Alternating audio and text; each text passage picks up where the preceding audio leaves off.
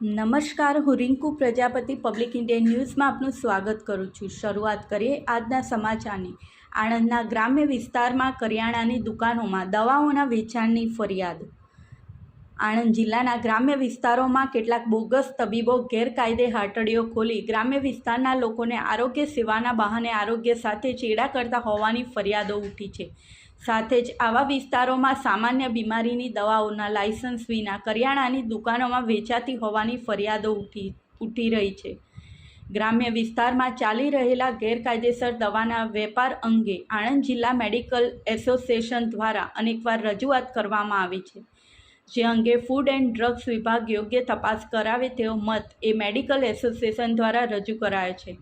જિલ્લાના કેટલાક અંતરિયાળ ગ્રામ્ય વિસ્તારમાં સરકારી દવાખાના દૂર હોય છે અને તબીબી સારવાર પણ ઉપલબ્ધ હોતી નથી।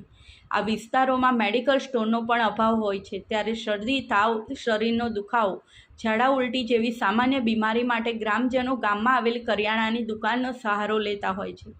આવી કરિયાણાની કેટલીક દુકાનો ખાતે કોઈપણ જાતના મેડિકલ જ્ઞાન વિના દુકાનદાર દ્વારા સામાન્ય ગોળીઓ આપવામાં આવતી હોવાની ફરિયાદો ઉઠી છે। તંત્રની ઘોર બેદરકારીને કારણે ગ્રામ્ય વિસ્તારના લોકોના આરોગ્ય સાથે ચેડા થઈ રહ્યા હોવાનો રોષ એ નાગરિકોએ ઠાલવ્યો છે। આણંદ જિલ્લા મેડિકલ એસોસિએશનના જણાવ્યા મુજબ જિલ્લા કલેક્ટર કચેરી ખાતે જ્યારે પણ એસોસિએશનની મિટિંગ મળી છે, ત્યારે રજૂઆત કરવામાં આવે છે। લાયસન્સ વિના પેનકિલર દવાઓ વેચવી એ ગેરકાયદેસર છે। તેમ છતાંય ગ્રામ્ય વિસ્તારમાં કેટલીક કરિયાણાની દુકાનમાં આવી દવાઓનું ખુલ્લેઆમ વેચાણ થતું હોવાની ફરિયાદો ઉઠી છે।